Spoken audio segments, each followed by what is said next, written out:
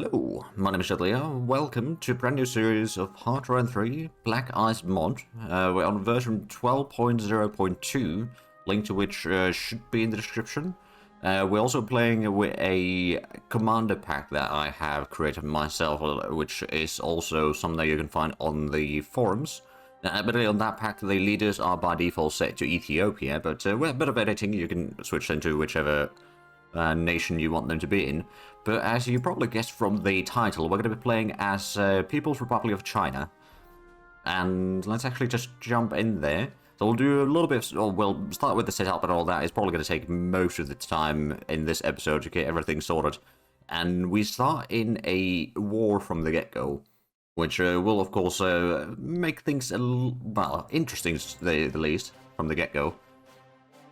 So, first of all, let's have a look at our ministers. So, head of state, we wanted to switch to the IC efficient for production. It's going to be slightly better.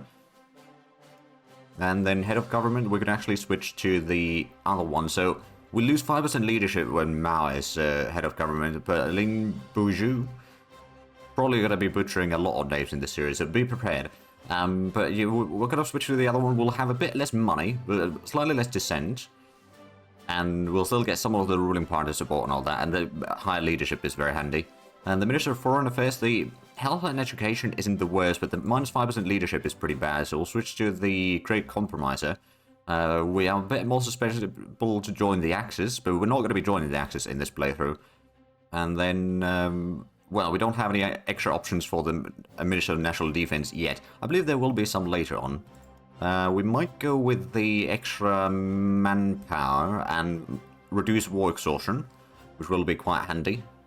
We'll take that one as the minister there. We don't have any science ministers available. Head of intelligence. We'll actually probably hold on to this one. Losing 2.5% leadership is not great. But at the same time, I don't want to lose IC efficient production either. So that'll just stay as is. Chiefs of Staff, we have, well, we've got two options, but they have the exact same bonuses, so it doesn't matter if we switch that or not. Chief of the Army, on the other hand, we might switch to the extra manpower. Supply consumption is going to be slightly larger, but we actually get more money, which is going to be very handy. So we'll take that one. Then we'll also switch some laws while we can.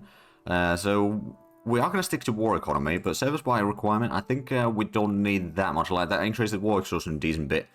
Reduces the resources and everything like that. So I think we'll actually go with the 1-year draft. That means a bit more money that we'll be left with and a bit more industry to work with. Manpower, well, it will be a bit of an issue for us. It's not going to be too bad quite yet, at least. So we'll start with that. Training will go for basic training, just so that we'll have a bit better... Well, it will increase the recruitment time, mind you, a little bit, but it's not the worst. We'll get a whole lot more officers. And we'll get slightly better starting XP over time. And then conscription laws will go to normal conscription. I don't think we want to go with the emergency bill. That's 35 war exhaustion per month. Now, admittedly, to reach the low war exhaustion, you need to have like 2,000 or something like that points. I don't remember the exact numbers. We can check that in a little bit, though. So it won't be a problem immediately. But with the normal conscription, we don't at least lose any industry. We won't have quite much dissent or anything like that. So it gets a lot easier to deal with. And the rest of that can stay as is, I think. So that's one thing sorted. Then intelligence, let's go ahead and make sure that we'll get a lot of spies. Put in the national unity as 1/3 of the focus. Espionage, or counter-espionage is going to be half of the focus, and then 1/6 is going to go for the ruling party support. Just to get a little bit more popularity going. That will help us a little bit along the way. Then, of course, we do have some spies in the Republic of China. We'll put a bit of priority in there. And then if we go for the technology and deal with the leadership allocation. So first we'll put everything to research. We'll put in a tiny bit into diplomacy. We'll put 0.5, or 0.05, sorry. Then we'll put in probably 0.5 into espionage. And then we'll put in at least 1 leadership into officer recruitment. Probably don't need more than that there right now. Then let's have a look at the text that we need. So definitely want to get the basic education investments started immediately. Also, the IC, or industrial production and efficiency. Get those underway. Then the electronic and mechanical engineering. And then construction engineering, so we can build industry later on. We won't be building that immediately. Then also, another thing that we need to do is get the casting capability. Because that's gonna, I believe that is the one required, yes. So once we get that, we can get the artillery barrel and ammunition tech, which is a prerequisite for getting the tier upgrades for your artillery. We don't actually need the tracks and suspension quite yet. We'll get that soon enough, though. Actually, in the infantry, there's quite a few things. We'll get the weapon upgrades, put in the motorcycle recon, camouflage, improve security units, because that's, we have quite a bit of communist militia, and that is going to give them half a kilometer extra speed. They start with like 2 kilometer speed, so it's, you know, 25% increase in there. That's not too bad.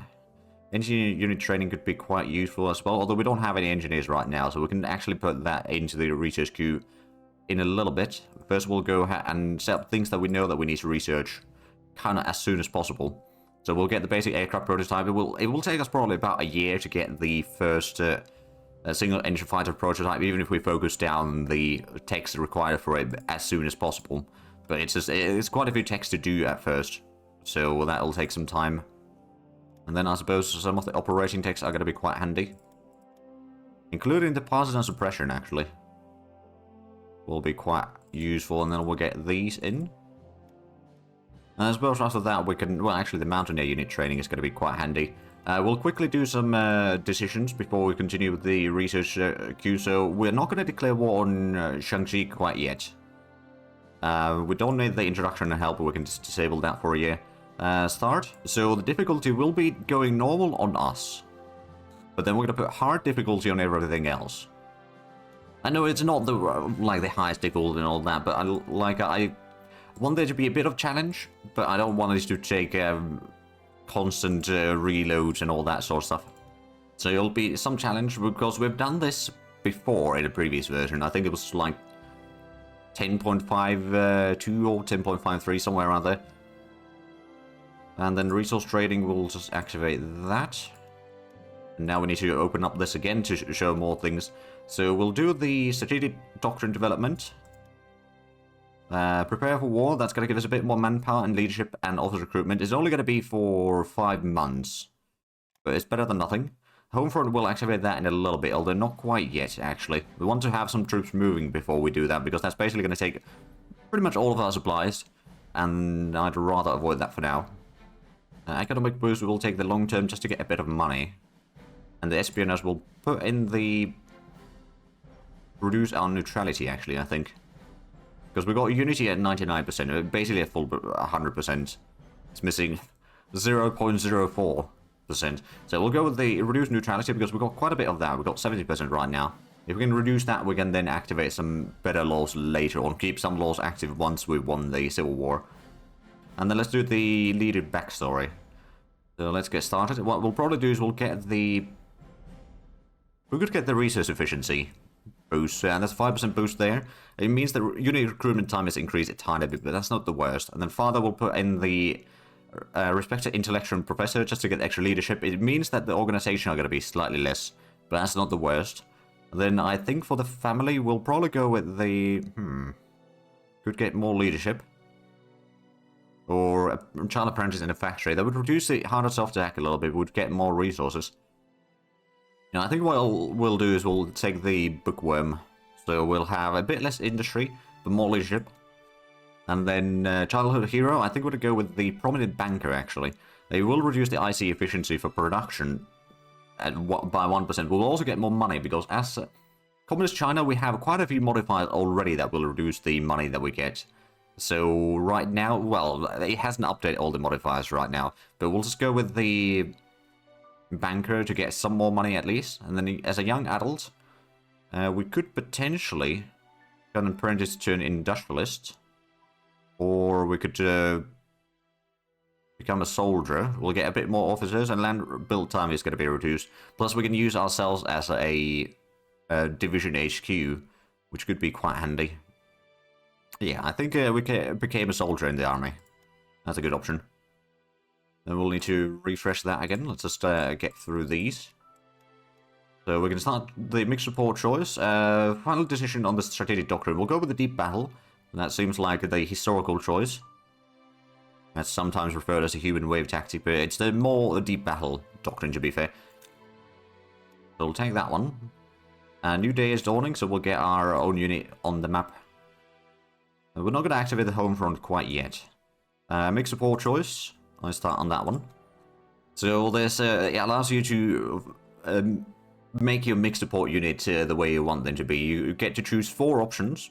And I think what we're going to do is we'll start with recon.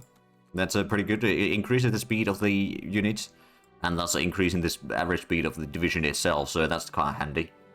Now put engineers for somewhat similar reason. I think we'll put in the anti-air. It gives a bit of soft attack, and also air attack and all that. And then I think we'll just put in the anti-tank gun. So it's a fairly infantry-focused one. It's not the most optimal, but you'll learn soon enough in this game that I'm not going to play full-on min-maxing. I don't find that sort of aspect that entertaining for myself. It might be sometimes entertaining to watch, I do admit, but not something that I plan on chasing. So let's set up some production then. We'll get some of the upgrades. We'll leave a little bit of industry for the reinforcements, because I know that there's going to be some required. 0.25, then supply production we can leave at, I think, 5 IC to begin with. We'll increase that later on, but I just want to have a decent bit of production of supplies, because we'll need a lot over time. Consumer goods, we can actually reduce that to some degree, so we'll get all the dissent away initially, and the production, I've already mapped out what we need. So in terms of the units that we have, it's actually, I suppose the first U division, we could assign this into a unit. Actually, I'm just going to go ahead and send it over there to help defend some of that area. And assign to one of these. So we got 12 divisions of like this, where there's double communist militia regiments, so you can have up to 7 brigades in a division. And you don't necessarily want to double up usually, but right now we don't really have a choice. So we've got 12 of these, and then we've got 6 or 4 infantry divisions over here, and 2 mountaineer divisions. Now most of these are quite small, so let's get the productions going. First of all, we'll start with a 6 by 2, so total 12 horse transports, just to allow the militia to move a bit faster. I'll also put in 12 recon cavalry. Actually, I made a mistake there. We'll cancel those, and we'll start again. So we'll put in as reserve, so it's a bit cheaper to build, and it takes less manpower, but then it requires some manpower later on to be reinforced to the full level. But yeah, we'll get the wagon regiments first, then we'll put in the recon cavalry. After that, we'll put in 12 artillery regiments, so 1 for each of those militia divisions. Then after that, we'll put in... actually, what do we have? We've got those 3. We need to get some division HQs.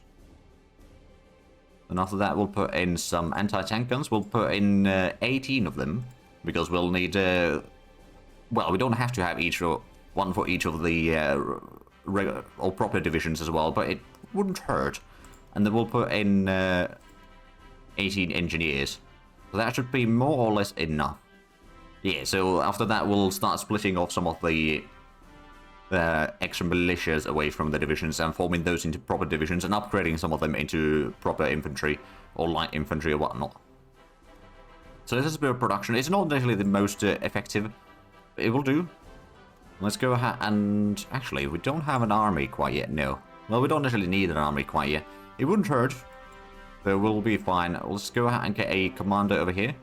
So I've got the leader pack, so that just adds in some leaders with my logo in there. That's the picture. But anyway, we will go ahead and assign He Long commanding the main HQ here. We'll probably go ahead and move this one down south a little bit to get out of the way, and then we'll go ahead and take this one, assign it under the HQ in Yulin. Do the same with this one. And those up north. And these 2 are going to redeploy into Yan'an. So we are currently already at war with Republic of China. What we do plan on doing is fighting Shaanxi fairly shortly. So, like, within the next 2 weeks or so, we'll probably start the war. So what we'll do is we'll set up some defensive positions in here against the southern front, and then we'll start pushing into Shaanxi. So that's going to give us a bit of industry. We'll get 5 units from them once the civil war is over, usually at least 5.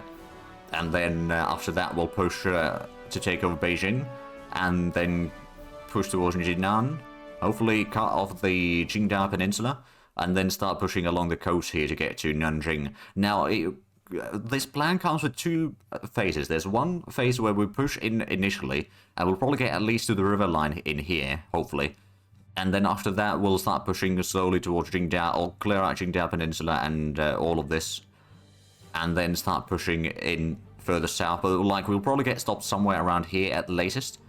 But after that, in December, if we survive that long, which we probably will, we will have to do or we'll activate the Civil War, free-for-all Civil War. So that will then distract the Republic of China's troops quite a bit to go to other fronts, and then we'll be able to use that to push further in. Now, hopefully we'll be able to complete the Civil War before Japan starts the Marco Polo incident. But the reason why we go for the north in here first is if we fail to complete the Civil War initially, at least Japan won't be taking Beijing, because these are going to be quite difficult to take afterwards if we don't take them initially. Mostly because it's urban provinces across a river crossing and all that, so giving those to Japan is going to be a very, very bad idea. But anyway, I think we've got most of the things sorted. There's still probably a few things that I have not done.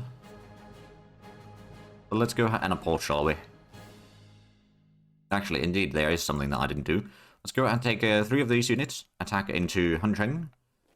So this is going to be fairly easy to defend. It's mountains, woods, so that's actually, to go through some of the things that were added in the version 12, it was a pretty large update, so it changed the terrains quite a bit, so a lot of places that used to be like hills or mountains might now be just highlands, which is kind of plains, but it's a high elevation, so it has a bit of impact on the weather, but that's about it. But other than that, it's not too good for defending, or so easy to attack. Oh, right, the focus, we'll go with the ground forces focus right now. And then, I think for the engine types and all that, we will go with the heavy aircraft. Because we will have probably a bit less aircraft to spare. But I want this aircraft that we do have to be as effective as possible.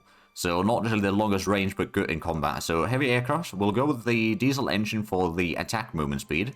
Or combat movement speed. And then cast armor for a little bit cheaper armor build time.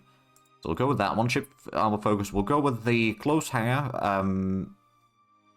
and cemented armor, I think. There we go. So there's the terrain rework, which changes things quite a bit. Then, of course, there is the UI has been reworked a decent bit. For example, if we go to diplomacy screen, that's probably the more obvious. There's some things have been shifted to the side a little bit, mostly to fit in nations like us in here fully, People's Republic of China. And then there's plenty of other changes in the UI, make it a little bit more easy to read and all that. And I'm sure that I'm forgetting quite a bit of things over here, but I'm sure that we'll run into them quite a bit over time. So it's the UI and terrain are probably the 2 biggest things in this update. Not the only things, mind you, but the biggest things. Also, something that is going to be happening a bit off camera is there is the hopefully I'll have a screenshot in here. I might not have, but there is a utility window, which is why you want to play this game windowed, because if you are playing a full screen and tapping out, the game will probably crash or has a high chance of crash. So play window mode if you play this. But there's the utility window, and I didn't actually set up myself in there. So you choose the nation and so forth. So it takes a little while to set it up, but it's not too bad. And then you can see your, like, when you're getting buildings through ministers and all that sort of stuff. But yeah, we'll create the communist militia. Creation panel commanders, excellent. We will take the normal strategic resource experience. We will want revolts. Technology, politically agitated country. Right, the government secretary focus. We'll try to go with the nationalized private sector. We might get some more money from it. We might not. Actually, let's see. Did we get the... Oh, yes, we do. There we go. 15% more money. We'll create the convoy raiders, although we won't have as a player any. I think for the bonds, we'll go with the low yield. That's going to keep the unity somewhat good. Then food rationing would... Oh, actually, now that we're getting the food rationing... Oh, this is going to be rough. I think speaking, we could take that to get the supplies needed. Because we are going to have some other rationing events soon enough.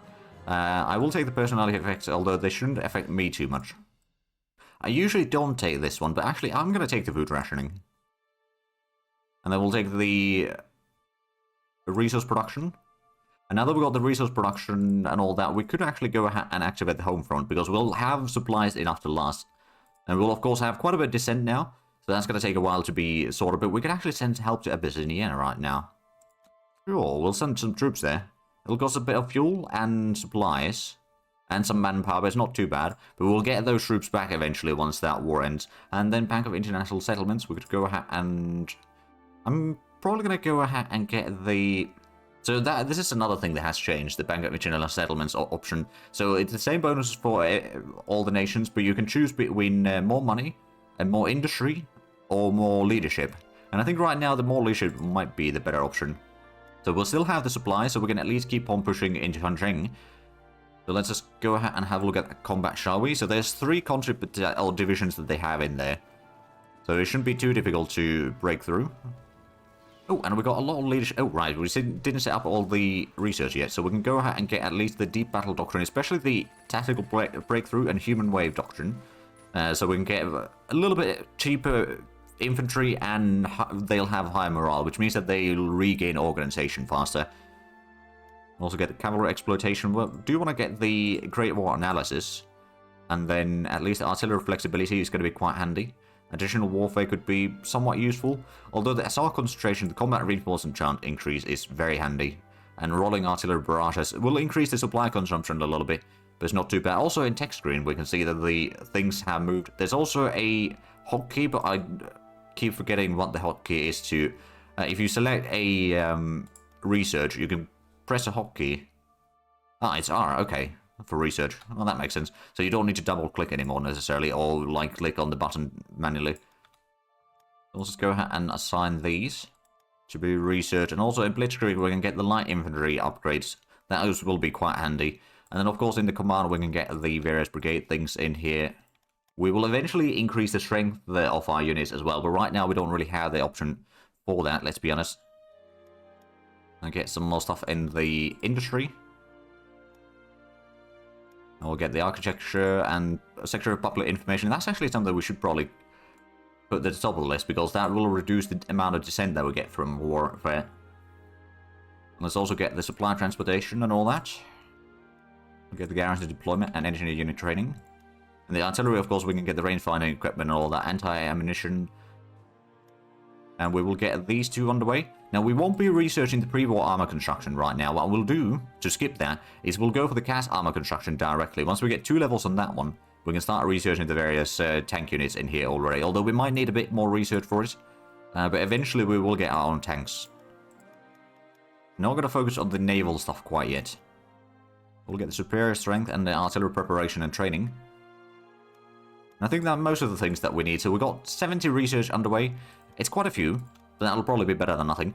And our current combat over here should be done fairly shortly. Now, technically speaking, what I could try to do, it's a bit riskier, but I could try to push the enemy back a little bit further. If we could get to Jiang, that would be quite handy. That does have a bit of industry. It's not a huge amount in there, but every industry that we could take away from the enemy would be something that we don't need to then retake later on.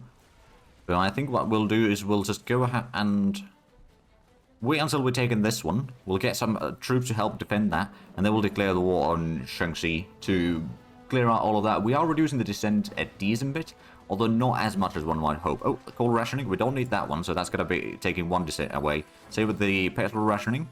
The script invasions, yes. Ground forces focus started. There we go. So, we're slowly breaking through this one. We can actually go on slightly faster speed right now.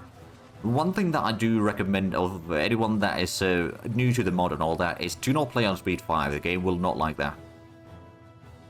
So at most go on speed 4. But as I'm pretty sure... Oh, Japan annexes Manchuria. Okay, that tends to happen quite often. Right, so one thing that I'm expecting that there will be question about this is why am I playing HoI 3 instead of HoI 4? And well, first and foremost, I like the pacing of HoI 3 a lot more. It just feels better for me. So that's one reason. Not the only reason, mind you. Actually, we don't necessarily need to send all 3 there. We'll send 2 there. And these can wait in here for the time being. In fact, what we'll take is this one. We'll redeploy it to the north to clear out Shaanxi as quickly as possible. And once we've taken that one, we'll redeploy these two communist militia in there. So how soon until we get up? Oh, right, we need a bit more reinforcements, a bit less upgrades. And so because we still got quite a bit, I'm going to reduce that to 4 points of the industry. Still got a minus point or 0.12 reduction of the descent on a daily basis, so it's not too bad. I think there might still be a few more events that will reduce it soon enough. But yes, I like the pacing of HoI 3 a lot more. I like the fact that some big battles for cities and all that, they can actually last for months. And you need to rotate troops out, in and out and all that.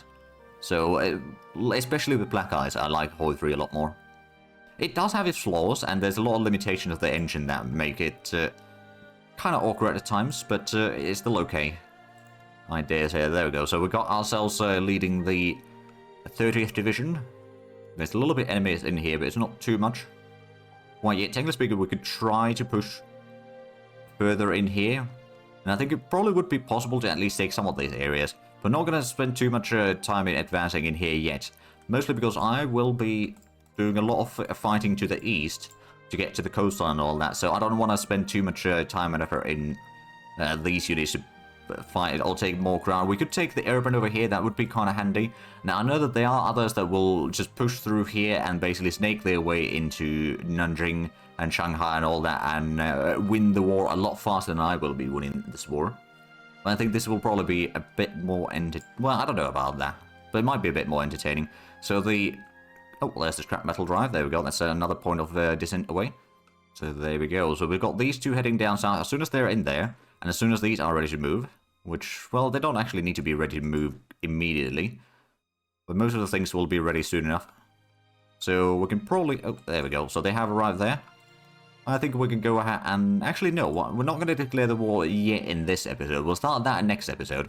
So we'll go till the end of the day, probably, and then we'll have to probably call it there. The setup takes a while in this game. You know what? Actually, we'll wait until the descent is 0. A bit more reinforcements. Now, I could be using this in the utility window. You can set up automatic control for the industry and all that, but it's not happy for me to just keep an eye on that. It also gives us a bit of reason to keep an eye on the production lines and all that. But it might be, it's not quite as optimal necessarily, but it is good enough. Okay, so that's the 10th of January. I think we'll have to call the episode in here. So I do hope that you enjoyed this. There are the links to the mod and hopefully also to the commander pack in the description, as well as some of my personal links. But anyway, thank you all for watching, and until next time, bye bye.